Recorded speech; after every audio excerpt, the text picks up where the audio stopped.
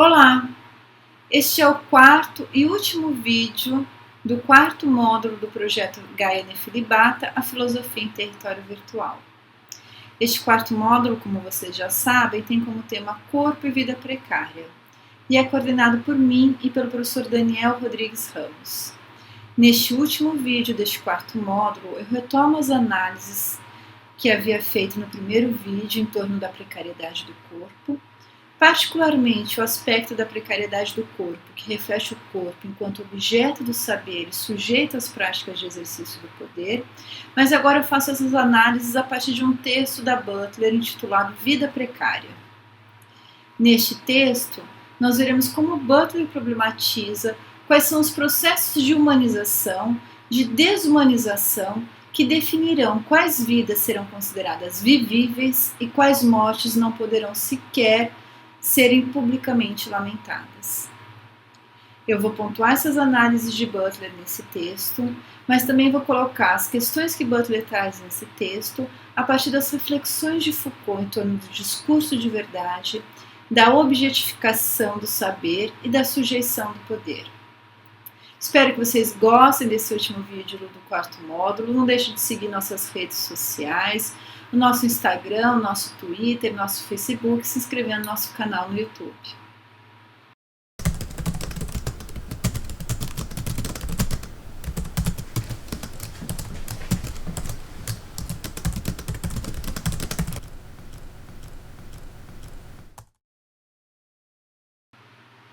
Olá! Este é o quarto vídeo do quarto módulo do projeto Gaia Nefilibata, Filosofia em Território Virtual. Esse módulo, como vocês já sabem, tem como tema corpo e vida precária, e nesse vídeo eu gostaria de retomar alguns dos aspectos trabalhados no primeiro vídeo, no qual foi analisado o texto radiofônico de Michel Foucault intitulado Corpo Utópico. Das reflexões do primeiro vídeo que eu fiz, eu quero retomar as análises sobre a precariedade do corpo. Nesse primeiro vídeo eu falei de um primeiro aspecto da precariedade do corpo, que é o aspecto que compreende o caráter finito e material do corpo. O segundo aspecto dessa precariedade do corpo versa sobre o fato do corpo ser um objeto de conhecimento do saber e sujeito às práticas de exercício do poder. E ainda eu analisei um terceiro aspecto da precariedade do corpo, que por sua vez está ligado agora, esse terceiro aspecto, é uma precariedade compreendida a partir da experiência utópica. Nesse quarto vídeo é particularmente sobre essa segunda precariedade, esse segundo aspecto da precariedade do corpo, que eu queria tecer algumas considerações. E essas considerações eu vou fazer a partir, ou pelo menos partindo, de um texto da filósofa norte-americana Judith Butler. E o texto que a gente vai analisar tem como título Vida Precária. Esse texto foi publicado no Brasil em 2011 na Revista Contemporânea, Revista de Sociologia da UFSCar, e também em 2020 pela editora Autêntica, num livro intitulado Vida Precária, os Poderes do Luto e da Violência. Eu vou fazer referência aqui à edição, à tradução da Revista Contemporânea, já que é uma edição que é disponível online, então, para todos e todas que quiserem consultar. Então, esse texto intitulado Vida Precária, Butler vai iniciar apresentando uma história que ela ouviu, segundo ela, do diretor de uma editora universitária. E a história que esse diretor de uma editora universitária conta foi sobre uma reunião em que ele estava presente, na qual ele era ouvinte, e nessa reunião ele ouviu de um reitor de uma universidade, o reitor da universidade afirmar que ninguém mais lia texto de humanidades e que as humanidades não tinham mais nada a oferecer ao nosso tempo. Tenhamos isso em mente, porque a Butler vai então iniciar o texto dela com um discurso que não é qualquer discurso, mas o discurso de um reitor, um discurso também de um diretor de uma editora universitária.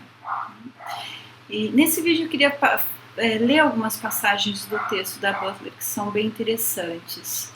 Então, inicialmente sobre esse discurso, que dizia respeito ao fato de que as humanidades não tinham mais nada a oferecer ao nosso tempo, a Butler vai dizer o seguinte, palavras dela: A estrutura do discurso é importante para a compreensão de como a autoridade moral é introduzida e sustentada, se concordamos com o fato de que o discurso está presente não apenas quando nos reportamos ao outro, mas que, de alguma forma, passamos a existir no momento em que o discurso nos alcança.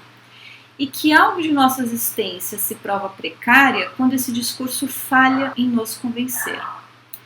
Mais enfaticamente, no entanto, aquilo que nos vincula moralmente tem a ver com como o discurso do outro se dirige a nós, de maneira que não podemos evitá-lo ou mesmo dele desviar. Essa implicação realizada por meio do discurso do outro nos constitui, a princípio, vai dizer Butler, contra a nossa própria vontade, ou talvez colocado de forma mais apropriada, antes mesmo de formarmos nossa opinião. Portanto, se pensarmos que a autoridade moral tem a ver com encontrar uma vontade e sustentá-la, talvez não estejamos percebendo o próprio modo pelo qual demandas são apresentadas. Ou seja, não percebemos a questão do ser implicado, a demanda que nos vem de algum lugar, muitas vezes um lugar sem nome, pela qual nossas obrigações são articuladas e são impostas a nós. Fim de citação. Então, nesse texto, a Butler vai apresentar a seguinte problematização, e é essa problematização que vai seguir as análises dela nesse texto. Essa autoridade moral que nos vincula a um discurso, ela não é dada por nós mesmos a nós. Ela não procede da nossa autonomia ou da nossa reflexão sobre ela. Na verdade, o discurso moral da autoridade, vai dizer Butler, pode arruinar os nossos planos.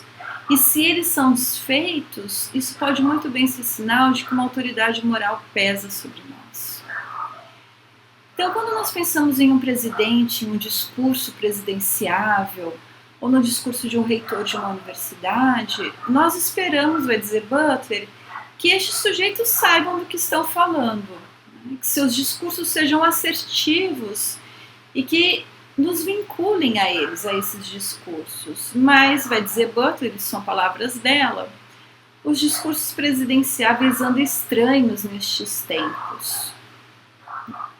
E só para contextualizar, as reflexões que a Butler faz nesse texto, elas refletem o momento presente dela, que ele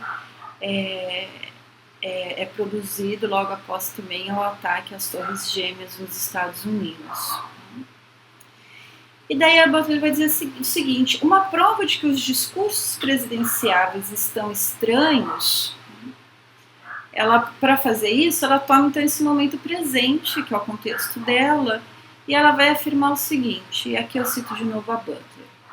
Por que razão, por exemplo, o Iraque é considerado uma ameaça à segurança do mundo civilizado, entre aspas, enquanto mísseis voando da Coreia do Norte e até mesmo a tentativa de sequestro de navios estadunidenses são chamados, entre aspas, assuntos regionais?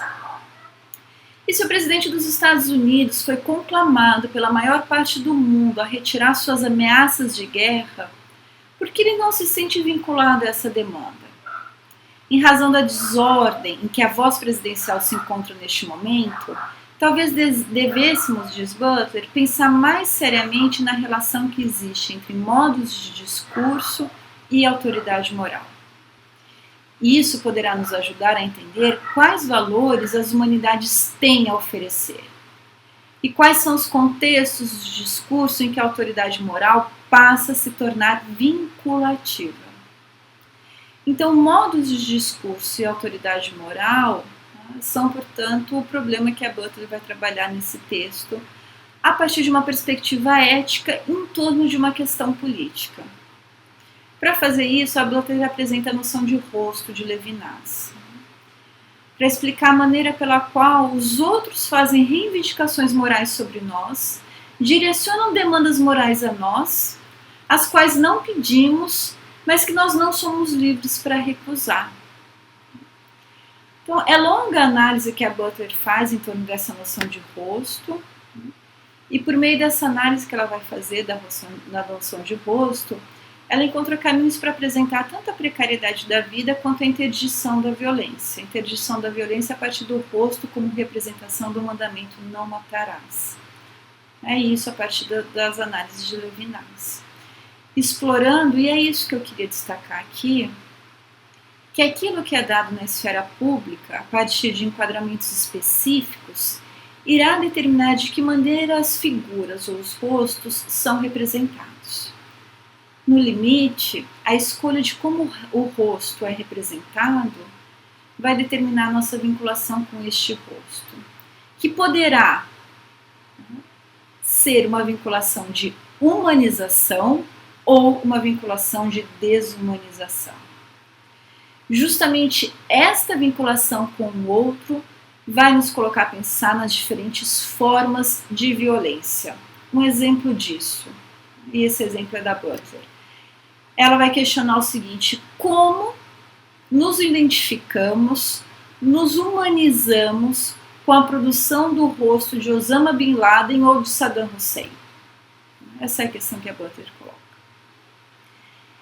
Então, essa questão que a Butler coloca numa perspectiva ética diz respeito ao tema da alteridade e da subjetividade, ao tema do outro e o eu, o outro e a minha individualidade, o outro e a minha subjetividade. Temas que são caros ao tempo presente e que precisam ser refletidos a partir da filosofia moderna, especificamente da filosofia cartesiana. Isso porque a nossa cultura da modernidade é uma cultura do sujeito, do eu, se a gente quiser, do ego. É na modernidade que o eu, a minha identidade, a minha subjetividade, o que eu sou, passa a ocupar um lugar privilegiado no pensamento e que vai nos levar a pensar o mundo a partir de uma perspectiva que não é outra senão a subjetiva. E esse privilégio do eu, do sujeito, do ego, nos leva, inclusive até o momento presente, a um distanciamento do outro, com o outro. Distanciamento que nos leva, inclusive, à impossibilidade de compreender a existência do outro. Então, a certeza que nós temos a partir da modernidade, é a certeza da nossa existência. É essa certeza. É esse o legado cartesiano da consciência de si, ou se a gente quiser, do ego. É a certeza que toma o sujeito como principal realidade da existência.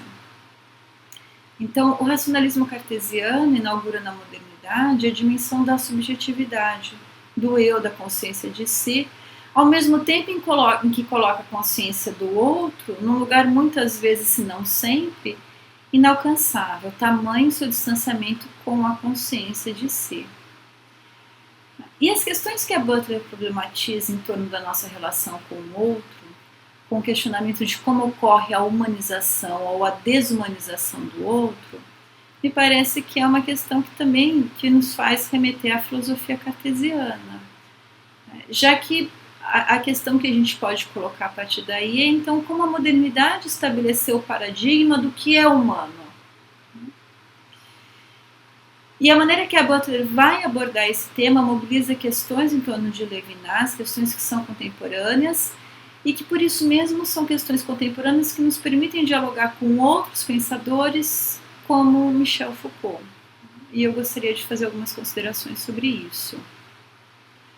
Então, a perspectiva que a Butler apresenta para problematizar a vida precária, a subjetividade e o outro, o quanto importa uma vida, os processos de humanização e desumanização, são direcionamentos que colocam em questão a própria representação. A representação remete diretamente ao tema do discurso moral da autoridade com o qual Butler inicia o seu texto. O discurso moral da autoridade do reitor, do diretor da editora universitária. E daí a Butler traz um outro exemplo sobre esse discurso, a representação desse discurso. E daí ela vai dizer o seguinte, que ao relatar como a mídia e o leitor norte-americano triunfaram com os registros fotográficos dos rostos de meninas afegãs que tiraram ou deixaram cair as suas burcas, justamente por esses registros representarem, a partir da forma com que foram veiculados o sucesso da democracia, a Butler vai afirmar. Isso são palavras da Butler. Ela diz o seguinte: similarmente, embora possamos querer celebrar os rostos recém-descobertos das jovens mulheres afegãs como uma celebração do humano, temos que perguntar para qual função narrativa essas imagens são mobilizadas. Se a incursão no Afeganistão foi realmente feita em defesa do feminismo, e em que forma de feminismo ela mais tarde se fantasiou. Ainda mais importante, parece que devemos perguntar quais cenas de dor e lamento essas imagens cobrem ou desfazem. De fato, todas essas imagens parecem suspender a precariedade da vida. Elas ou representam um triunfo americano ou promovem uma iniciativa ao triunfo militar americano no futuro. Elas são os despojos de guerra ou são os alvos da guerra? E nesse sentido, podemos dizer que o rosto é, em cada ocasião, desfigurado. E isso é uma das consequências filosóficas e representacionais da própria guerra. E o que eu quero destacar é qual é o caráter precário que a gente pode depreender dessas questões, dessa representação, desse discurso de verdade, desse discurso que nos vincula moralmente, por esse conhecimento do outro que se coloca a partir da modernidade. Aí, tomando ainda o gancho das reflexões que a Butler vai fazer nesse texto a partir de Levinas, então ela vai retomar como que para Levinas o humano não pode ser capturado por meio da representação, mas é constituído exatamente nesta possibilidade. Mas então o que ocorre quando o discurso moral da autoridade nos vincula à representação do que é humano e do que não é humano? Como ficam as coisas? Como é que fica a vida? Essa é a questão. E é sobre o exercício do poder que define o que vive e o que morre, o certo e o errado, o justo e o injusto, o normal e o anormal, a razão e a desrazão, que a Butler problematiza então nessa perspectiva ética quando o humano não é identificado com aquilo que ele é representado. Então, quando o humano não se identifica com aquilo que ele é representado. E daí eu queria fazer outra citação da Butler sobre isso. Ela vai dizer o seguinte: o processo de esvaziamento do humano feito pela mídia por meio da imagem deve ser entendido, no entanto, nos termos do problema mais amplo de que esquemas normativos de inteligibilidade estabelecem aquilo que será e não será humano. O que será uma vida habitável, o que será uma morte passível de ser lamentada. Esses esquemas normativos operam não apenas produzindo ideais do humano que fazem diferença entre aqueles que são mais e os que são menos humanos. Vejam, ela vai dizer. Às vezes eles produzem imagens do menos que humano, à guisa do humano, a fim de mostrar como o menos humano se disfarça e ameaça enganar aqueles de nós que poderiam pensar que conseguem reconhecer outro humano ali, naquele rosto. Fim da citação da Butler. Então há um discurso, portanto, que a partir da minha subjetividade, da minha racionalidade, da minha individualidade, diz algo sobre o outro. E são esses processos de racionalização do discurso que o Foucault analisou sobretudo nas suas obras dos anos 70. Então, se a gente considerar que a partir da modernidade o que se estabelece é a consciência de si, como então conhecer o outro? Como ter um conhecimento do outro? E como se conhecer o outro, Foucault vai explicar em termos de um processo de individualização do sujeito. Foucault vai analisar como as práticas de exercício do saber e do poder, que a partir do século XVIII vão operar o discurso verdadeiro sobre o outro. E como isso foi feito? Como foi operado esse discurso verdadeiro sobre o outro? Isso foi feito tomando o outro como objeto de estudo, análise, reflexão do saber. Isso foi feito com esse outro, cuja vida, entendendo vida como corpo, linguagem, trabalho e desejo, se torna objeto do saber e sujeito às práticas de exercício do poder. O tema que a Butler vai problematizar no texto Vida Precária, embora ele não tenha o Foucault como ponto de partida das suas análises, me parece que as suas reflexões seguem nos rastros das problematizações postas por Foucault sobre o exercício do poder a partir do século XVIII, ou sobretudo a partir do século XVIII. A pergunta que a Butler vai fazer nesse texto, que é a seguinte: quais são os processos de humanização, de desumanização, que definirão quais vidas serão consideradas vivíveis e quais mortes não poderão ser publicamente lamentadas? Essa pergunta me parece que a Butler coloca, ainda que não seja no rastro do Foucault, essa pergunta ela é analisada por Foucault, por exemplo, a partir das estratégias de exercício do poder disciplinar e da biopolítica.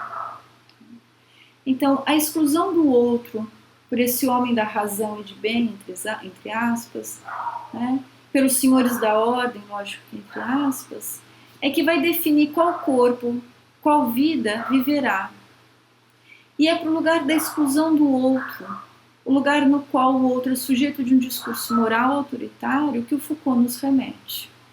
O Foucault nos remete para este lugar de estigmatização, marginalização, patologização e confinamento. O lugar que nos mostra a precariedade do corpo enquanto objeto de saber e sujeito ao poder. Neste lugar, o que vemos é o silêncio do outro, o silêncio do sujeitado. Essa passagem diz respeito a um artigo do professor e pesquisador José Carlos Bruni, intitulado Foucault, o Silêncio dos Sujeitos. Então, o que Foucault faz é a arqueologia e genealogia desse sujeito silenciado. Por que silenciado? Porque é o estudo do imaginário que dele se tem, o medo que dele se tem, a proteção que dele se precisa. Então, a partir do século XVIII, nos mostra Foucault, nós temos a multiplicação de mecanismos aptos para capturar e controlar as condutas desviantes, as condutas que estão à margem dessa suposta normalidade. Para então devolver essas condutas desviantes o esclarecimento que só a razão parece ser capaz de promover. É assim que estes mecanismos, entenda-se aqui por mecanismos, os discursos promovidos pelo saber e as estratégias de exercício do poder, incluem as condutas desviantes ao mesmo tempo que promovem a exclusão dos sujeitos de tais condutas. Foucault nos mostra assim, então, como as práticas e os discursos, por exemplo, médicos, judiciários, pedagógicos, promovem objetivações, promovem conhecimento sobre o outro, fazendo com que esse outro seja conhecido por nós como sujeito criminoso, louco, delinquente, homossexual, anormal, entre tantos outros. O que eu queria destacar então nesse vídeo é que a desumanização destes corpos ela é dada, portanto, pelo saber, pela ciência. E o caminho para a sua humanização é a sujeição à humanidade dessas próprias ciências humanas e das ciências médicas. A não humanidade do homem tem, portanto, uma história, uma genealogia, que pode ser posta, analisada a partir dos discursos de verdades criados, por exemplo, sobre o sujeito louco, o delinquente, a histérica, o pervertido, o homossexual. Então, o caminho para a humanidade do homem, nessa perspectiva, ele não é outro senão da sujeição à humanidade definida pelo homem de razão e pelo homem de bem. Como vai dizer o Bruni, pelos senhores da ordem e responsáveis pela exclusão do outro. Então essas são minhas considerações nesse quarto vídeo, espero que vocês tenham gostado.